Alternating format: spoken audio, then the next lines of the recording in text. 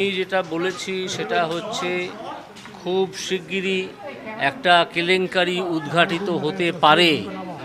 যদি তা হয় তাহলে আমাদের শুধু 72 কেন 144 ঘন্টার বন্ধ রাখতে হতে পারে। সেটাই। হ্যাঁ, আমি ক্লু পেয়েছি, আমি অপেক্ষা করছি।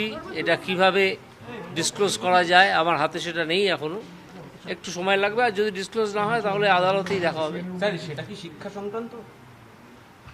না, শিক্ষা সংক্রান্ত নয়। মানে আরো একটা দুর্নীতি ভোটের আগে ফাঁস হবে আপনি বলছেন, ইঙ্গিত দিচ্ছেন। দুর্নীতিটা হয়ে আছে, তার খবর ফাঁস হবে, আপনি সামনে হতে পারে। সেটা আমি এখনই বলতে পারছি না কে সামনে আনবে, সামনে নাও আসতে পারে আদালতের কারণে।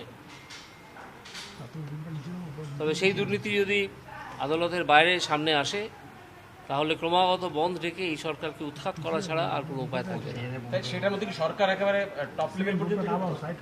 অতীতে আমরা সেটা থেকে যেরকম সরকারের দেখেছি টপ লেভেল পর্যন্ত? আমি জানি না, এখনো আমি জানি না। মানে অতীতে যেরকম আমরা দেখেছি সেরকমই কি? অতীতে কি দেখেছে?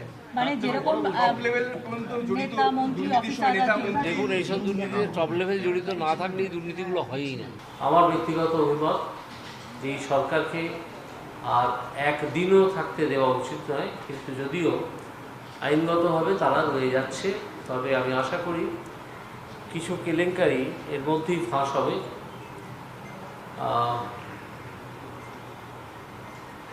এবং তখন আবার একটা জোরদার আওয়াজ উঠবে এই সরকারের চলে যাওয়ার বিষয়। এবং সেখানে আমার ব্যক্তিগতভাবে মনে হচ্ছে এই কেলেঙ্কারি যদি ফাঁস হয় কয়েকদিনের মধ্যে, তাহলে আমার